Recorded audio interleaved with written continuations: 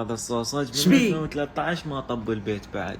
وش تريد؟ بعضك طبوا لهم نوم. نوم شنو ولك جابوا للبيت؟ تعال خلينا نسوي هاي الاكله. ومن بعد انقطاع خمس. احنا لك الصوصة جاية بهذا الجدر اللي عبالك تاكي وننتظرها وينها ما تبيعت. اول شي راح نطق البيضة بهذا الشكل الاحترافي مثل ما تشوفون. يا انزل بهذا الشكل ونضيف فوقها الحليب. الله شاف ايده راحت. وان القوام صار رهيب وحق لا اله الا الله. بس شوفوا القوام.